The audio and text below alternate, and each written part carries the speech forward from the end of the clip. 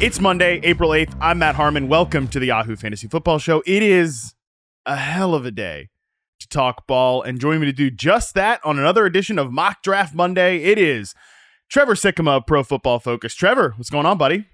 Dude, Matt, it's so good to be with you, my friend. I'm very excited for this. This is, I feel like we haven't done a show in like way too long. So this is a long time coming, man. I'm excited to get some takes off and get to discuss this upcoming draft with you, man. Yeah, man, it's been way too long. Since we've seen each other in person. I'm pretty sure it's like pre-pandemic at this point. Holy cow, yeah, I think it was. Yeah, which is funny because I'm sure we've actually been at the same. I'm sure we were probably both at the Super Bowl last year, and I just didn't run into you. So I mean, what a shame, man. That was my. So did you do like the full Super Bowl Media Week thing? Yes. So that was my first time that I actually did like the full Super Bowl Media Week. What an experience to do that, like for the first time in Vegas, and then just like overall, it's literally just a giant who's who of everybody in the NFL world. And I wasn't prepared for it. I'm not going to lie. It caught me by surprise a little bit, but it was fun. It's so overwhelming for sure, because like you're seeing people in media, you're seeing, like players, and like other, it is very overwhelming. We could do a whole hour talking about like the nuts and bolts of football media, especially these big events. Truly. I don't know how many of the listeners would love it, but I would probably love it. Hey, Trevor, if we mix our pre-show talk on cold plunging and then nuts and bolts on NFL media, I think we'd fill a great hour here, man. There's no doubt about it. But again, I don't know if everybody out there listening would love it, but it's good to see you, and I'm really glad we're able to have you on for this Mock Draft Monday show, because when I put together the idea for this, you were one of the first people that I wanted to reach out to, because you do great work over at PFF, and I'm very excited to talk to you about it. So for the people that are not familiar with what we're doing here on the show, listen, everybody does mock drafts. Not everybody, not me, but a lot of people do mock drafts like Trevor, and everybody that does it, I feel like kind of has a love-hate relationship with the process of making a mock draft, because listen, we all know it clicks, man. People want to read the mock drafts. People want to get in your mentions about your thoughts and your takes and your picks. People have a lot of feelings about mock drafts, but it can be a fun exercise in terms of matching player to team fits. And like, I really love to hear how smart people think about putting together mock drafts. So what we do here on the show is we ask great mock drafters like Trevor, like Field Yates, like Nate Tice, who we've had on the show previously. We've got some great guests coming up. Give me like 5 player to team fits that you really love, that you felt a lot of conviction for. You got to make at least 32 picks. I know Trevor's done more than just a first round mock draft. You got to make at least 32 of these picks. Tell me some of them that you really felt some conviction about. So Trevor, that's what we're going to do with you here today. But before we get into that, I do want to ask you just kind of your general methodology, your philosophy when putting together your mock drafts. How much of it is your own evaluations? How much of it is you think what's going to happen? What's the prep work that goes into it for you? Yeah, so it always kind of depends like what time of year, right? I mean, if we're in the season, like in college football season, a lot of the mock draft analysis is going to be, or I should say the selections are going to be kind of how I see these players, right? Mm-hmm. If I'm doing mocks, and I'm a real sicko, so I'm doing mocks in, like September, October, November, all that good stuff. So, when I'm doing those mock drafts in those months, we're still kind of figuring stuff out, right? It's sort of futile to do them off of team needs, because the team needs are evolving as the NFL season's going on. We're nowhere close to free agency. Like, we don't even know what that's going to look like. So instead, I like to do mocks at that point of the year based on my own analysis of these guys and what I'm seeing. It's more of a, hey, I think this guy's worthy of a top 10 overall pick with how he is playing and how I think I'm going to grade him with his final grade. And so that's kind of how I do it during the season. But then as we get into, really, I would say, like, late January, February, you really start to turn the page. And Daniel Jeremiah of NFL Network, he said this a long time ago, and I've always taken it to heart. At that point of the year, and when you really care about these mock drafts, when draft season really kicks off, big boards are done with your eyes. Mock drafts are done with your ears. It's all about like what you are hearing, what you think these teams will be doing, what the rumors that you have heard, just those little tidbits of where teams are going to go. So to me, that's how I've always gone through mock drafts. I'm somebody who does enjoy them because it is different depending on the time of year that you are writing them. And at this point in time, what we're talking about here today, it's a lot more of what I'm hearing and what I think these teams will actually do. But even with that being the case, you could say like, oh, I think this team's going to be honing in on offensive line. Well, then you as the evaluator kind of get to put your own flavor into it and say like, well, this offensive lineman is the one that I think they're going to like the most. So combination, a little bit of both, but mostly based off of predictive stuff around this time of year, what I think teams are going to do. Yeah, it's like the closer we get to the actual draft, I feel like the more the picture becomes clear, which is insane to say because the draft is such an unpredictable event, right? But theoretically, teams have filled needs in free agency. They've made trades. Like the depth chart looks a lot more clean right now than it did 2 months ago, for sure. But at the same time, Trevor, like I love your point about it's a little bit of both because you get to put kind of your own flavor on it from an evaluation standpoint. Like I think about the receiver position, right? Of course, I think about the receiver position.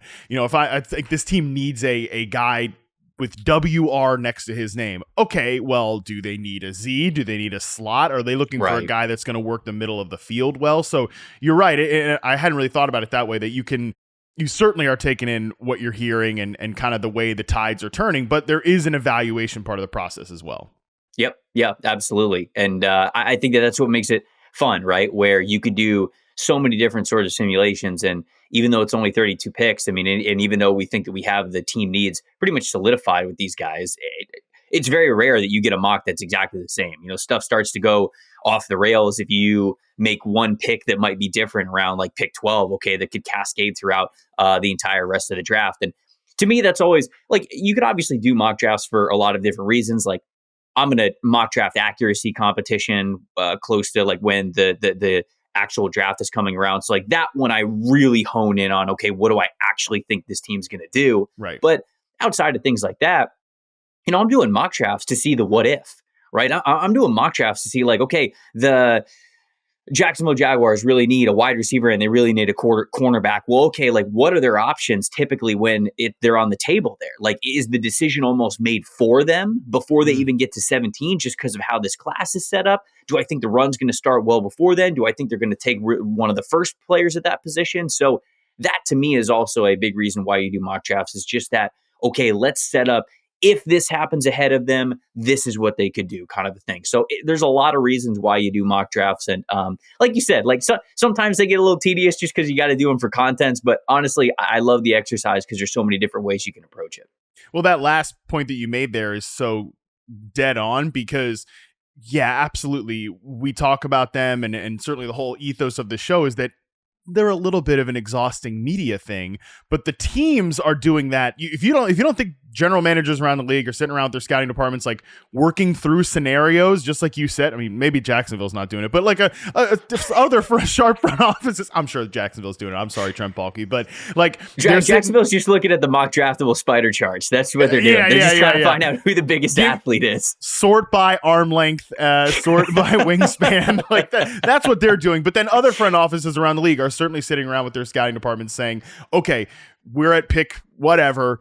What happens if this position's off the board, this position's off the board? Like there's a run on this position. I'm sure we're not really talking like deep second, third round. I mean, you can if you want to, but when we get into the mock draft picks, but the running back position, I definitely think about that this year. There have got to be teams that want running backs on day 2, trying to plot out like when that run is going to be. So It's not just us goofballs in the media that are doing mock drafts. The teams are doing it as well inside the buildings. But with all that being said, Trevor, let's get into it.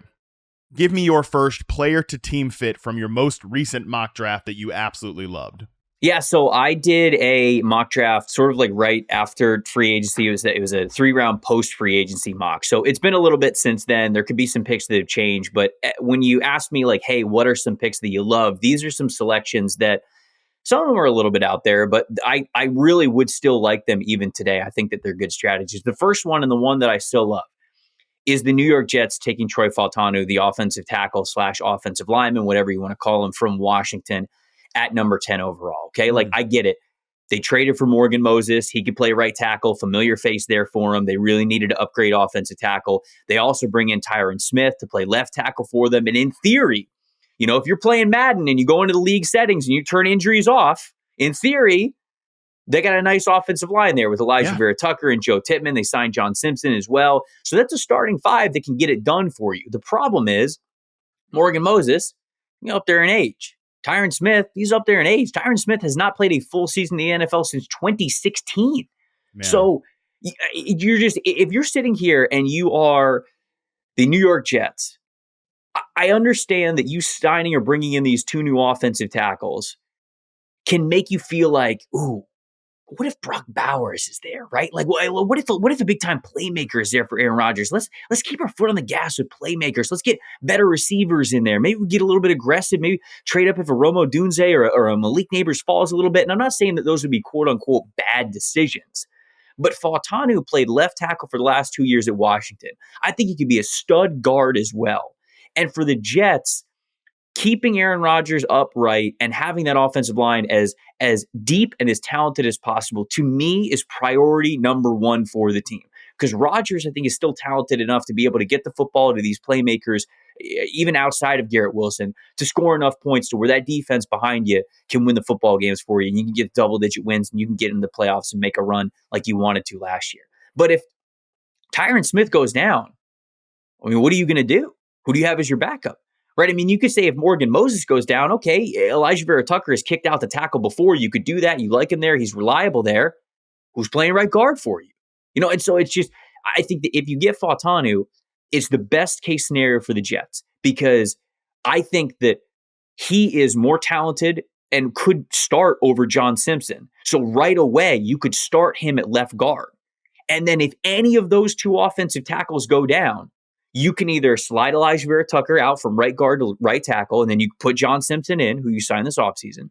Or if Tyron Smith goes down, you can kick Fautanu out to left tackle where he played at Washington, and then John Simpson can come in and play left guard. To me, it's just it's by far the best scenario for them to get the most security for just such an important position that was really something that ravaged them last year with the inconsistencies on their offensive line. So that's one that I still absolutely love, the flexibility of what Fautanu could be for their offensive line. And then for those reasons where you've got those contingency plans if something happens to one of those veteran offensive tackles. Yeah, it's funny because this feels like a pick you could have made in your pre-free agency mock draft, right? And then there's a temptation that, oh, they add all these offensive line, they're set. But if any team should know that, like, they need depth at this position, it's the New York Jets, man. I mean, absolutely. And I think there's, again, a temptation to look at Aaron Rodgers' short-term window. Let's get another playmaker and let's go. And I'm with you that I think that could be a perfectly plausible strategy, but I don't think you want to get in a position where you just look at the depth chart right now at offensive line and you start to think you're set. Not to mention that, yeah, of course, we're in a short-term window with Rodgers. I get that, but hypothetically, you should still be thinking about, like, the future of your team. And this guy could be your future left tackle. Like, when Tyron Smith, he's only there on a 1-year deal. Like, I mean, I think the odds that he's back in 25 are extremely low. So you can think about it that way too. It's not too different than what Dallas did when they drafted Tyler Smith in the first round, and just like, oh, if he's our left tackle in the future, that's great. If not, he's a great guard for us. I think that makes a ton of sense. And, you know, I watched a lot of Washington's offense with those receivers there, and Fautanu just stands out every single time as just like a rock at that left tackle position. So, I mean, this pick makes all the sense in the world to me. Yeah, I mean, the only real concern that I had about Fautanu was the arm length, because there are times when you're watching him on film where you go, okay, like he's got a little bit of like a fire hydrant build to him, but he's got like longer arms. So his body's a little bit of an optical illusion. You know, he does the crop top thing and he's letting the gut show, which I love, by the way. I mean, it's a great call. You got to have that confidence there as no lineman, but you kind of wonder, like, all right, do you have shorter arms? And people are talking about you kicking inside. And then he shows up to the combine. He's got over 34-inch arms. Like that's plenty long enough to play offensive tackle at the NFL. He's got longer arms than Taliese Fuaga does from Oregon State. And we're talking about him as, he's a right tackle. You don't even think about it. I guess some people will talk about him at guard, and we'll actually get to that in a second. But him having longer arms than Fuaga is not something that I had on my bingo card when we were going through the combine. But that to me tells you, he really does have that true flexibility to be able to play left tackle or left guard or wherever you want to put him. Yeah, and to me, the Jets adding two guys from the Ravens, right, and Morgan Moses and John Simpson, it does seem like, hey, they want to run the hell out of the ball. And with the way Breece Hall finished the season last year, I mean, shoot, as somebody that had him on like 3 fantasy teams, I know he finished the season very well, right? I mean, it was a nice end of the season run for Breece Hall. They actually probably could use another running back just looking at their depth chart right now, maybe like a day 3 draft pick or something like that. I think Izzy Abanaconda is the second running back on that team. Probably could use another body in there. Like, I think this is a team that's going to want to establish the run game, and you think Fautanu could fit into that sort of mindset as well, right? Yeah, I think if that's what they want to do, it makes sense because he's a road grader. Like, he's somebody who's going to like move you off the ball 100%. Like, that's his mentality. He's sort of I don't know if he's like as good of a finisher as like some of the other more powerful offensive tackles are in this class, because we got a lot of really good ones. But it does, like, to your point, like it fits what you want to do. But like the other thing is that I think he's got a good power profile, but also anytime you want to use him, and I guess this goes with like man and gap schemes as well. Like, if you want to use him as a puller, this dude can get out on like as a lead blocker, man. I mean, you watch some of those reps that he had at the combine, and he looks like a tight end. He looks like he's in the wrong position group. So you think you're of running guard counter with this guy, and he's pulling out into space. I mean, he's a locomotive coming at you head on. So he's a really great athlete too, and that's why, like, no matter what you want to run with him, I think he is good enough of an offensive lineman to be able to have that identity, like you're saying. Yeah, I don't know if I trust Nate Hackett to pull this off as the offensive coordinator, but I think about the ways that Ben Johnson has truly weaponized in space Penei Sewell, the right tackle there in Detroit. Yes. And I can visualize, again, I don't know if Hackett's the guy to pull this off, but I can visualize him doing that with Breece Hall, and like, who's a great second level runner, and definitely you watch at times last year behind an offensive line that was both bad setup coming into the year and then injured, just getting, met at the line of scrimmage, tackle behind the line. This would be a pick that would really open things up for Breece Hall. So it's an exciting one for sure. What I need to see is goal line situation. Okay, take Fautanu from left guard, just put John Simpson in, because all you need is just to move forward. So we know that Simpson can move forward as a power blocker. Put Fautanu in at fullback in the I formation. That's what we need there. Get on the goal line and just put him at fullback. Let him run full steam, and let whoever it is, Breece Hall, we assume, if he's healthy, run behind him and get into the end zone. That's the next evolution of the idea that we're coming up with here. Yeah, there's definitely get Aaron Rodgers another receiver. Tired. Brock Bowers New York, tired. I mean, I don't want to say anything bad about Rome Odunze because I love the guy, but like, yeah, Rome Odunze the Jets, tired. This is the wired version of it, and we're talking like a 14 touchdown season for Breece Hall coming up, if that is the case. All right, let's move on to your next pick, your next player to team fit that you really loved. Okay, so I realized I went out of order here, so I'm going to pop back up a little bit further into the top 10.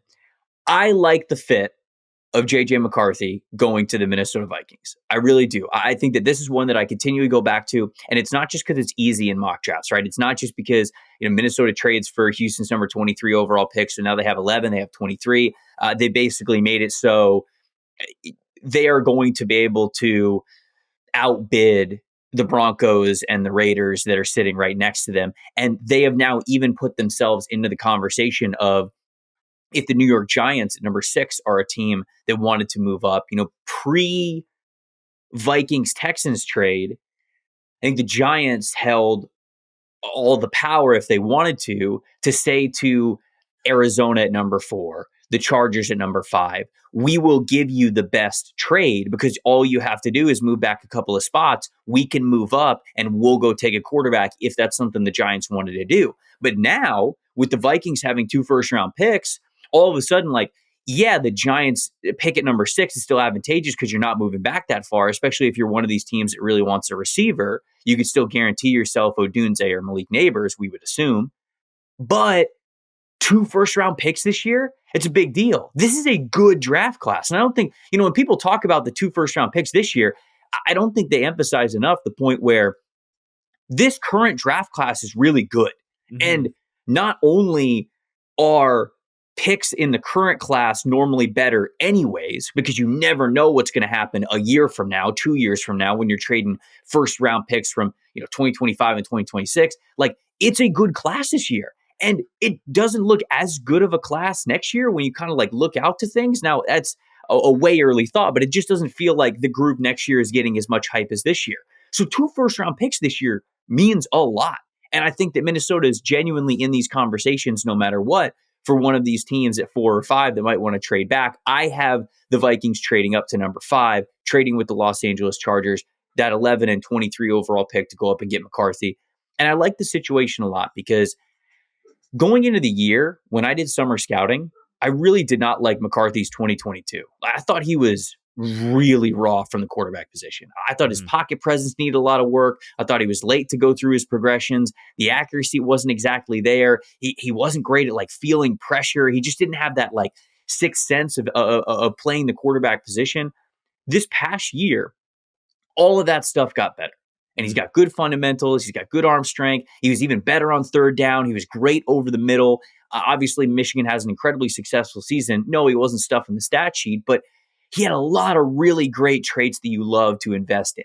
I love the idea of the Vikings drafting him because they already have Sam Darnold, right? And it's a situation where they don't have to throw McCarthy out there right away. Because if you threw McCarthy out there in week 1, right, and you think that's got to be in the cards with a top 5 overall pick at quarterback, right? You probably think you got to go out there and start week 1 because it happens a lot nowadays. Now, is that fair? That's a different conversation. But with Sam Darnold there, you have a situation where you can basically ease McCarthy in. And what I think the Vikings probably told Sam is they didn't like hand him the quarterback job, but essentially it's like, hey, you've seen what Kevin O'Connell can do with quarterbacks over the last couple of years. Come sign with us. Sign a 1-year deal with us. You are most likely, even if we draft a rookie, going to be our starting quarterback going into week 1.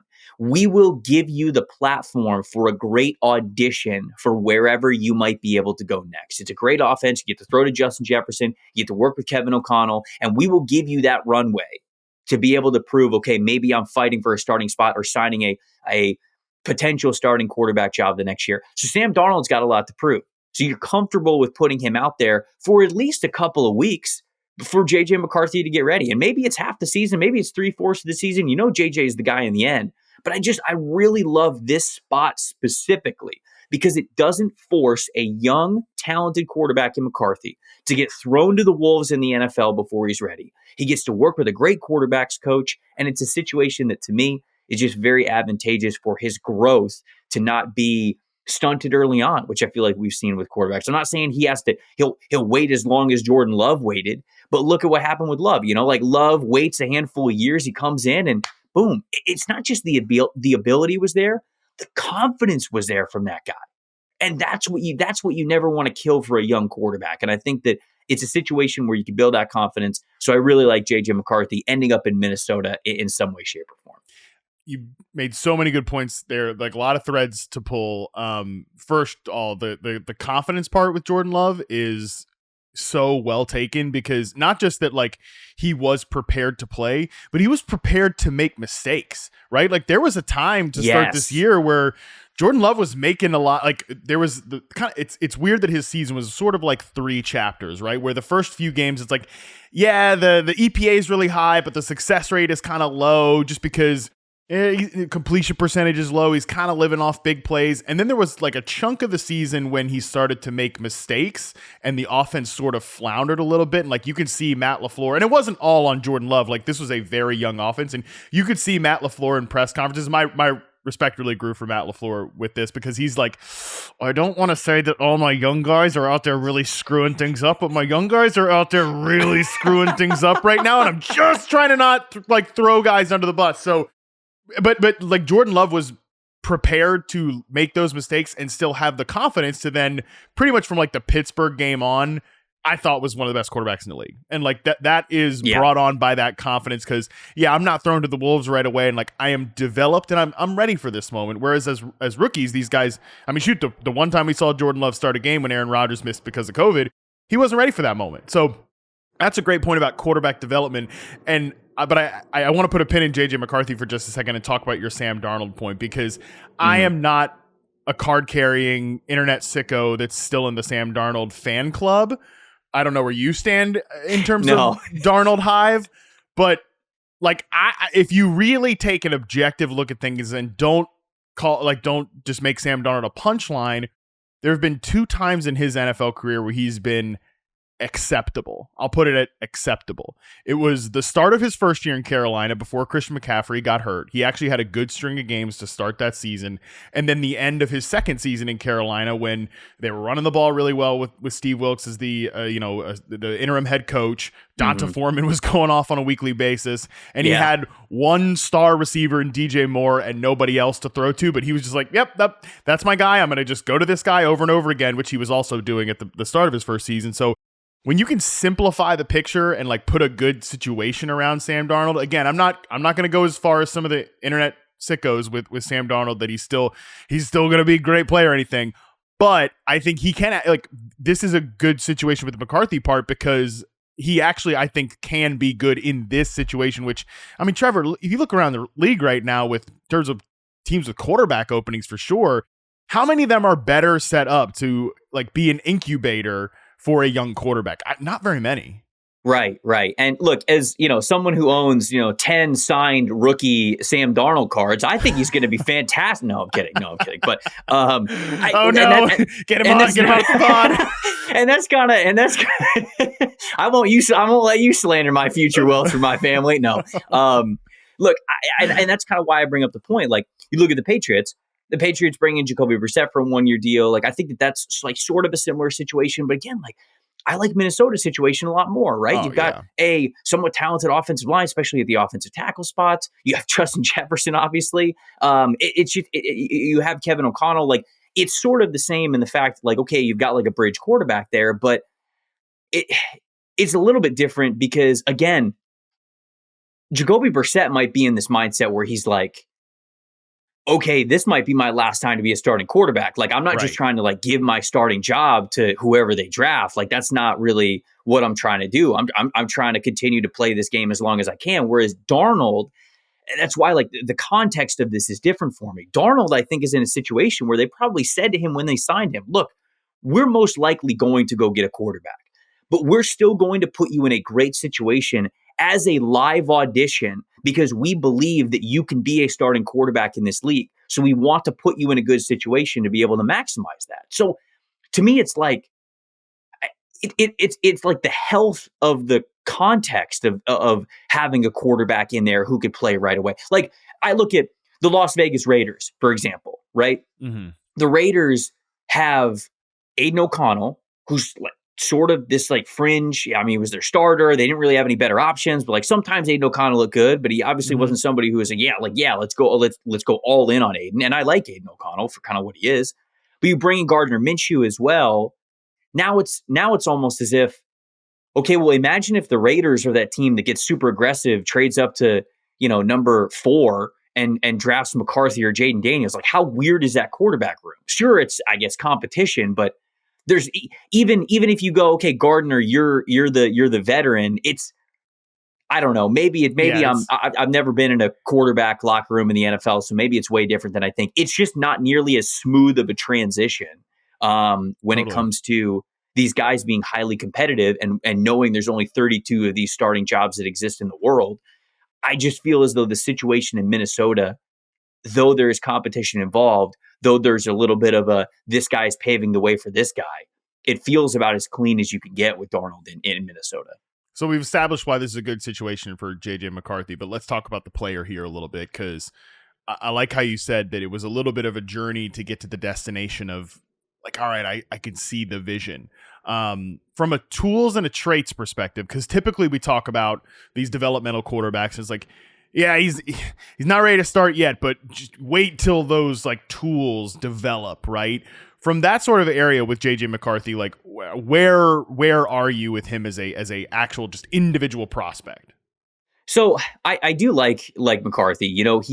You could tell he's been playing the game a long time. He's got really good fundamentals. I think the fundamentals kind of maximize his arm strength. I think he's got a pretty good NFL arm. I really do. I still don't think it's as good as Caleb Williams or Drake Mays, but it's good enough to start at the NFL level. I do. I would take McCarthy's arm over Jaden's arm, and I think that we're in a situation where I feel as though, and I don't want to get down a rabbit hole here, but like Jaden Daniels' arm is kind of getting romanticized at this point. I think that people believe that it's better than it is when it comes to NFL standards. And I think it's because Daniels has, to me, the best fundamentals in the class. Like, it's such a repeatable throw, and he maximizes his arm strength every time, or his arm talent, I should say, is the correct word. But McCarthy, I actually think, has a little bit more arm talent. Like, if we're breaking up the top 4 quarterbacks, if you will, into like total arm talent, I think Caleb is 1, Drake May is 2, JJ is 3, and then Daniels is 4. Not that Daniels is bad, but that's just to give you context. I think that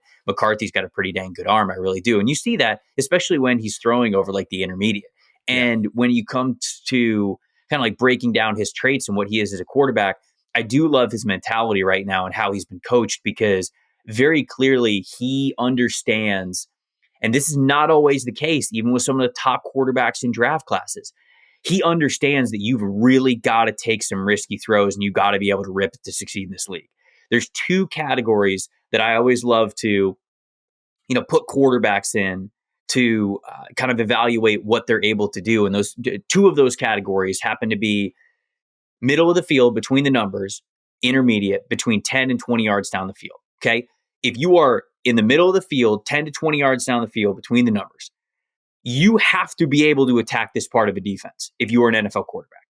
And there are so many offenses in college football that it feels like don't want to do it. They don't want their guys to have to go through progressions over the middle because they don't want them to be late, because if you're late over the middle, guess what happens? A strong safety or a linebacker or somebody's probably picking it off.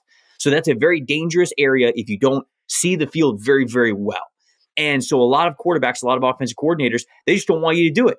Find the one-on-one matchups outside. We'll set up the offense to where these guys are one-on-one. You find them. You put the ball where it needs to go. Our guy will go up and get it on a one-on-one. Fine in college, works in college. And there's plenty of times when you want to do that in the NFL. But you also, in order for NFL defenses to really not like lock in on some of those options, you've got to be able to stretch them and make them defend every single blade of grass. That includes throwing over the middle. JJ McCarthy was very, very, I will say, fearless. It felt like throwing over the middle. Sometimes it kind of bit him a little bit, but like you've got to be able to do that. You talked about the taking those risks before. The other area that I like to put quarterbacks in is 3rd and long, right? 3rd and 7 plus. What are you doing? 3rd and 6 plus, 3rd and 7 plus. What are you doing? Because you're not running the football. You're obviously passing. It's obvious passing situations. JJ, the 2 highest graded quarterbacks that we had in our system in that situation over the last year was McCarthy and Bo Nix. And they were Bo Nix had a better passing grade. He had more first downs. He had better completions. But we also have the statistics where it shows, okay, how often did you throw short of the sticks in those situations versus how many times did you actually push the ball past the first down marker? And Nix, I don't want to take this, I don't want to make this like, because we'll talk about Bo Nix in a little bit. Sure. It's not really a detractor to him. He's kind of like doing what he was supposed to do, but often when he was converting on 3rd down, he was throwing it short of the sticks and he was letting his playmakers just make plays after the catch, which is fine. They were right decisions. I don't want to hold that against him. But McCarthy, I think a little bit over 60% of the time, he's pushing the ball past the first down marker. He's saying, I'm gonna get this first down myself. I'm gonna put it where I need to, and I'm gonna let the receiver go and catch it in sort of, again, a fearless mentality. And so those things of when people talk about how he processes things, sometimes that's a very vague term that you kind of roll your eyes about and you're like, okay, yeah, okay, sure, whatever. That genuinely is when I can look at those 2 categories. And if you perform well in those categories, I can kind of say, okay, you've got almost exactly what you said about Jordan Love. You're not really afraid to fail. You understand what you have to do to succeed at this level. And you also understand that it's not going to go your way every time, but that doesn't mean you can't go back to it when you need to. So that is something that I really like about it. He's got a pretty decent arm strength. I think he's got good mobility to him. He's slender. I need him to get bigger, but if he gets bigger and stronger, that only helps out the arm strength a little bit more. So I'm hoping that happens for him. Like how he processes the game. I like those intangibles. I like the way that he took a big step forward when it comes to his pocket presence and feeling pressure and knowing when to get to what receiver and all that kinds of stuff. So I do really like McCarthy as a buildable prospect. Top 5 pick. It kind of is what it is. Quarterback tax, baby. You got to pay it. I was going to say, there's teams that have quarterbacks and there's teams that don't. And if you're in the camp of the ones that don't, you're going to draft one really high. So I gave him a late first, early second round grade based on just what I saw from him in 2023, knowing that he's got the potential to be even more than that. that makes so much sense to me. Like that kind of great. And you mentioned like processing can kind of be something that we roll our eyes at times. I think the idea of, oh, it's a pro style quarterback. Sometimes I think that jumps the shark a little bit. When you watch JJ McCarthy, that is an NFL quarterback. Like he's doing NFL quarterback stuff. Like you said, the more I watch, like is really funny. This usually my off season process is pretty like, this is the time I'm doing college stuff. But before or like in the middle of doing prospect stuff, right, the Stephon Diggs trade happens. I'm like, all right, well, I gotta go back and like chart him out for, reception perception, like put him through the whole process. And it's just so stark when you go from watching, A.D. Mitchell and the Texas offense, and then like Stephon Diggs or in the NFL offense. You're like, my God, these are just two different games. Okay, it's just almost two completely different sports, which is stupid because it's football, but still. Some of the offenses, like you said, the way they're set up, it's just so different. But with McCarthy, you see him attack that middle of the field area, like you mentioned. That's something that it's really grown on me, like throughout watching him, and especially watching Roman Wilson. It's like he makes some plays over the middle of the field, and those are not always Roman Wilson plays. I think a lot of them are JJ McCarthy plays. So right, I agree. It's definitely been a journey with JJ McCarthy, but I can see the vision where teams are with him at this point. So that was really well said. I love that breakdown by you on JJ McCarthy. Give me your third player to team fit that you really love here.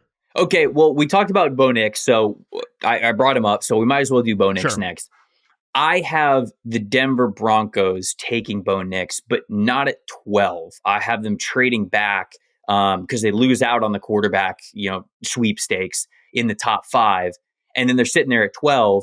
Well, at that point, the Broncos are a team that they don't have a second round pick. So I think they're trying to move back and try to get a second round pick because that team's got more holes on the roster than I think a lot of people are willing to admit. Like Denver over the last couple of years has had a really nice roster on paper, but Trevor, what holes do they have filled? I would actually put it to you that way. Like what? That's fair. I think I think they've got CB1 locked down. Yeah.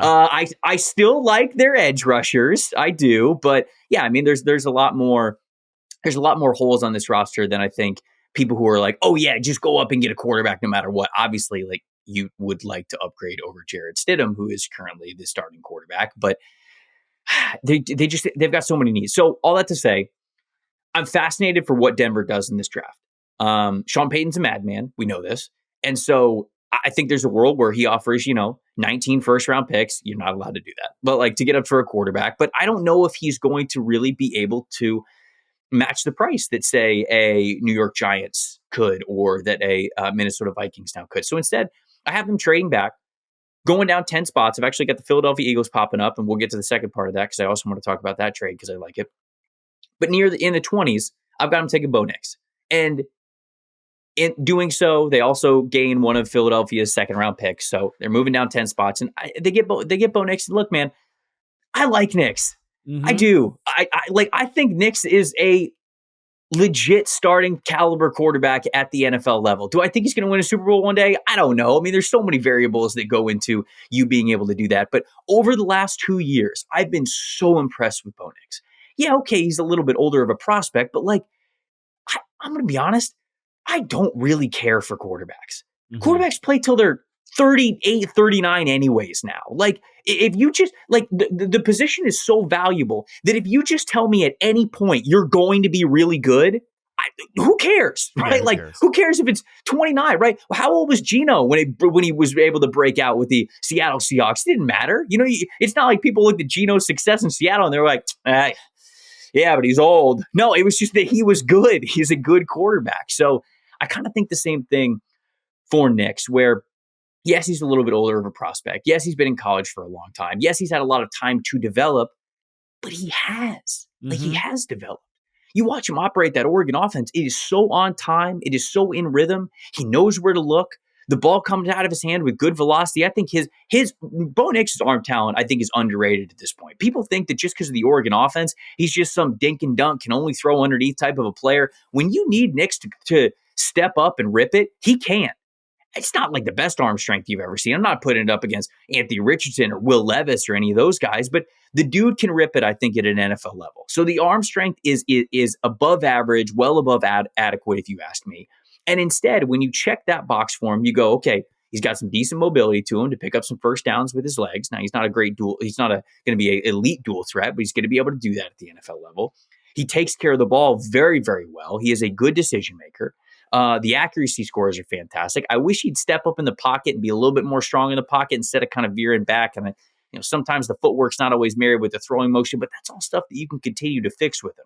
Right now, he's just a very confident passer, understands how to keep an offense on script. And when it comes to that combination of a quarterback with Sean Payton specifically, when we're talking about fits that I like that a ton, because I'm not saying that Bo Nix is Drew Brees, but what made Drew Brees in that Sean Payton offense so great is that Drew always knew where to go with the football.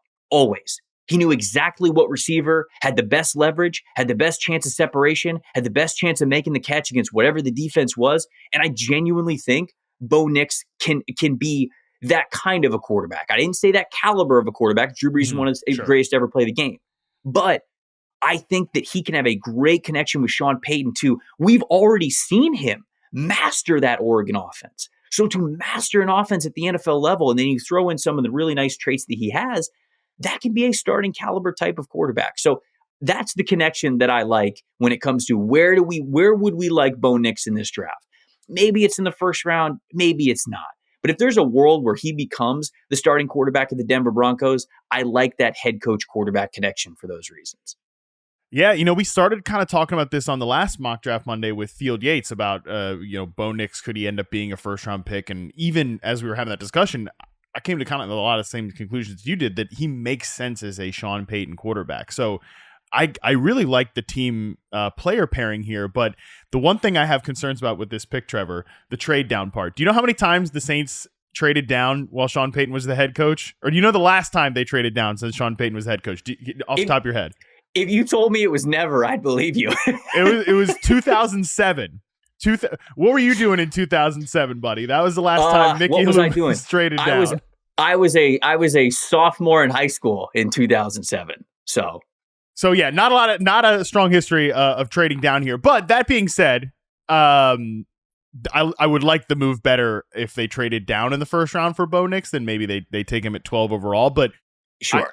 But you're right here that nobody is saying Bo Nix is going to be Drew Brees, but just like, I mean, shoot, is it fair to say he's more like late career Drew Brees, where there wasn't like really any vertical element to his game, where he wasn't? No, I don't think the comp is noodle arm Drew Brees. I don't think it's that bad. No. Don't do that to my guy. Don't do that to my boy. All right, fair enough. I just think I'm just envisioning Sean Payton's offenses over the years, and sure, they were certainly more quick game focused. I'm not even saying like that part. Yes, I'm not even saying like noodle arm Drew Brees. I'm saying like when we started to get the slant boy stuff with Michael Thomas, because they were emphasizing quick game as opposed to those like early Saints offenses when they were run a lot of vertical stuff off play action and running the ball really well. But either way, regardless, like you've made me feel pretty good about this pairing here between Nix and Sean Payton, because I just can't imagine they're going to go into the year with Jarrett Stidham and like no one. I mean, Ben DiNucci's on the roster. Like, and there's no way, man. Yeah, there's no way. It just would. You are gunning for the number 1 overall pick if you're doing that. Good luck with that if that's what happens. But I do like the Bo Nix pairing here, and it would be interesting. And hey, like I mentioned, the slant boy era of Sean Payton's offenses and not full noodle arm Drew Brees, but like late career Drew Brees, I can see that. And let me tell you what, they had Cortland Sutton running a lot of slants and crossers last year, and that's why he worked as the number 1 receiver in that offense. And I could see him and Bo Nix having a nice connection. And I mean, I would talk about the other receivers on that roster, but there's not a lot else to say about what's going on in Denver right now. But I like this Bo Nix pairing. But all right, we're going to take a quick break. When we come back, we'll talk about the other side of that trade, how the Broncos got down at this spot. A historic trade for Sean Payton. He trades down right after this. All right, we're back. So you mentioned it. You like the other side of this trade, which is the Eagles coming up in the draft. So who do they pick here and who do you like? Yeah, so I have them taking Taliese Fuaga, the offensive tackle from Oregon State. I have them moving up from number 22 up to number 12 to do this. They're giving up a second-round pick to move up 10 spots. Now, Eagles fans got mad at me because they're like, that's not a corner. And you're right. Like, they could take a corner in this draft. That would make sense. But let's just say there's a world where they're not taking a corner, because certainly a corner makes sense. A Quinyon Mitchell, a Terrion Arnold, a Cooper DeJean, one of those guys makes sense for Philly. But I look at their situation on their offensive line, and Jason Kelce retires. And I think that even having Cam Jurgens there and Landon Dickerson there, Tyler Steen, theoretically can come in and play one of those guard spots. I still think like it's not just a guarantee that's like, oh yeah, we'll move this guy over. He'll replace a first ballot Hall of Famer and we'll be good to go. Like, it's fine. I think there's a little bit of variance of what could happen there with Kelce no longer being there. And then I also look at their offensive tackle spot. And look, Lane Johnson has said that he thinks he has a couple more years left in the tank, but like, this dude's hurt a lot. And I don't mean that as like he's an injury prone kind of a guy. Like, he's played through a lot of pain. Yeah. And Lane Johnson's a football dude. So we know that he's willing to do it. But there's also sometimes where like there's only so much the body can take. So I think that it is still realistic, even with Lane Johnson saying that he would like to play a few more years, that maybe this upcoming year is the last year for Lane Johnson. Like, maybe his body just cannot do it anymore with him being up there in age. And so if you go up and I think of Howie Roseman and how he's always wanted to stay ahead of the game when it comes to trench play. He always wants to make sure that no matter what happens, they're good in the trenches. And if you draft Taliese Fuaga, you can put him at right guard right away, because I think he'd start over Tyler Steen. So I think that you could play him at right guard right away. And then however much longer Lane Johnson plays, you've now got this guy that you can kick out that's already either got 1 year in the league, 2 years in the league, whatever it is. So he's like this veteran that could kick out then. So he's not learning the NFL for the first time on an island at right tackle, replacing a legend. He's learning the NFL for the first time at guard, playing next to that legend and a really good offensive line. So to me, that's a really good way to mitigate what could be an unknown situation with one of the best in the game and a cornerstone of your offensive line potentially retiring and not being here much longer. So you get that value of a first round pick because Fuaga can be that identity type of player for you to just continue to be that like powerful, mauling offensive line. But then he's also a really good flexible option, like you mentioned with Tyler Smith, like with what the Cowboys did, like we talked about a little bit with Troy Fautanu for the Jets. You're just setting yourself up in your offensive line future so well. Again, Fuaga can't play corner, so I understand Eagles fans maybe not being as jazzed about that because their corner room was tough last year. But if you're talking about what are my favorite fits in this mock draft that I did, I love that idea in a vacuum of Fuaga playing with the Eagles offensive line. Yeah, I love this one too. Makes all the sense in the world to me for multiple reasons. The succession plan, just staying ahead of the trenches. It's the reason that the Eagles have had a couple Super Bowl teams in the last decade while changing over quarterback and head coach. You don't see that often, but it's because they've been able to have that identity in the trenches. All right, give me your fifth player to team fit. And I think we're staying in the NFC East with this one. We are, yeah. The last one is, and we're staying along the offensive line too. I mean, we've talked about the Cowboys a couple of times and their offensive line strategy over the years. Tyler Biadasz is now gone. Tyron Smith is now gone. You think that, okay, Tyler Smith's probably going to kick out to left tackle. They still need somebody who can be really good for them on the interior, either at left guard or even potentially at center, unless I'm forgetting that they signed somebody. I'm stalling to pull up the draft or to pull up the depth chart now. I should have known this off the top of my head. Brock Hoffman, of course. Yeah. No, but I think that Graham Barton going to the Dallas Cowboys at pick number 24 in the first round makes a ton of sense. He can start at left guard for you. He can start at center. He gives you that ultimate flexibility along the interior to get your best 5 offensive linemen out there. And I think that the Cowboys are kind of at a tipping point, right? I mean, like, Biadasz was a solid center for them. Tyron Smith, obviously Tyron Smith, long-time left tackle for you. Sure, you have Tyler Smith, and I think that fans sometimes get carried away with versatility. Like they go, oh, this guy can play left guard or left tackle. You're right, He can only play one of them though. Like, it's not like you're like good at both spots, because this guy could play both these spots for you. If he plays one, somebody's got to play the other. Terrence Steele didn't really play great at right tackle for them last year. You obviously still have Zach Martin, but Zach Martin is 33 years old now. So it's like, they kind of need to reemphasize the offensive line with those two departures last year and not knowing how much longer Zach Martin's going to play. So Barton, to me, does give you a ton of flexibility, just like Tyler Smith gives you a ton of flexibility to be able to play at any of those interior spots. And it's going to take a little bit of draft capital and free agency capital, if you ask me, for the Cowboys offensive line to be back in that top 5 category like we've seen it be over the last couple of years at times. So Barton is a really good start for that.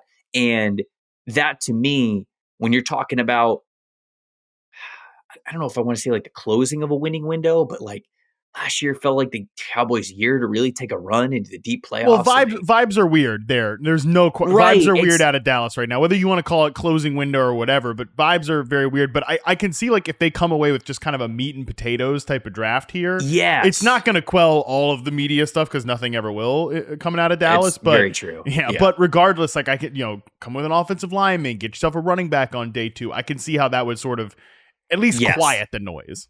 Yes. I think in the second round of this mock, I have the Cowboys taking Jonathan Brooks from Texas, who I think is RB1 in this class. And it's like, okay, if you all of a sudden go get, Graham Barton and then Jonathan Brooks, like you mentioned, like that's a backbone, eating your vegetables type of draft for you that is hopefully going to give you the flexibility to bring in some playmakers and draft some playmakers in future years. All right, well, we got to end with one final bit of, unfortunately, slight negativity here, because we always do. We give you the 5 favorite player to team fits that the mock draft creator loves, but we got to end it with one player to team fit that, Trevor, you got to file this thing together, man. It needs to be done. One player to team fit that you made, but you didn't really love. You didn't feel that full conviction. I have Xavier Worthy, the wide receiver from Texas, going to the Baltimore Ravens. And I don't love it, because I just don't know if I love Xavier Worthy as a first-round pick, right? Yeah. He's fast. Yeah. I mean, we already knew he was fast, and I didn't give him a first-round grade even already knowing that he was fast, watching it on film. And I think that he ran a 4.21, and then all of a sudden people were like, yep, first-rounder. And I'm like, what do you mean first-rounder? Like, you didn't learn anything new. You already knew he was fast. So I wonder if, because again, we're kind of in this predictive mindset. At the end of the draft, I was like, God, I think I got to get Xavier Worthy in here, because I think he's going to go with first round. I didn't really find a lot of fits that I loved for him there. I gave him to Baltimore because I said to myself, okay, if he has success in Baltimore, I mean, you're just totally opening up that offense if he is a consistent vertical threat. We know that Lamar's got the arm to be able to attack deep down the field. So that part of the connection I like, and it's fine. If you have Worthy consistently on the field and you're making the safeties always retreat, you're going to open stuff over the middle for Rashad Bateman or Mark Andrews and Zay Flowers as well. And so like that really opens up anything underneath those vertical routes if Worthy kind of has that success with Baltimore. I just didn't love it because I feel like he kind of be just like a one-trick pony in Baltimore. And I don't really think that that's worth a first-round pick. But again, I was trying to predict this thing, and it feels like the NFL likes Xavier Worthy enough to maybe be a first-round pick. So I just don't love Worthy's value as a first-round pick overall. Yeah. And the Baltimore one, I could see the value being there with Lamar and his arm strength, but it would take a lot for that pick to be worth that investment. And even though I made it there, I didn't love it. My 2 cents on it, man, it's just, I'm with you that I'm kind of mixed on Xavier Worthy. Like, people say, hey, Tank Dell, small receiver, had success last year. Xavier Worthy, I don't think is the route runner, certainly against press coverage, that Tank Dell is. And on like big boy outbreaking routes too. Maybe that's just the offense that he played in Texas, but you just don't see that as much as you did with Tank Dell. And by the way, Tank Dell was a 3rd round pick last year. If Xavier Worthy is a 3rd round pick, I think that's fine. But especially in Baltimore here, it's just, I definitely agree they need another WR receiver, but I worry that you're really never going to maximize 165 whatever pound receiver as a deep threat. So you sort of like, all right, how do we get the ball in his hands? And like, you already have the better version of that in Zay Flowers anyways. Like, I feel like there could be some sameness, even though I don't think Zay's a gadget player at all, but they did use him in some of those ways last year. So I then worry that you're not getting the best out of a vertical receiver because of the size concerns. Mm-hmm. And then you're overlapping a little bit with Zay Flowers. But I agree with you that they do need a receiver. And I also agree with you that I think the NFL is going to want Xavier Worthy as a first-round pick because of that speed. But Trevor, this is a hell of a time, man. We did it all. We said it all.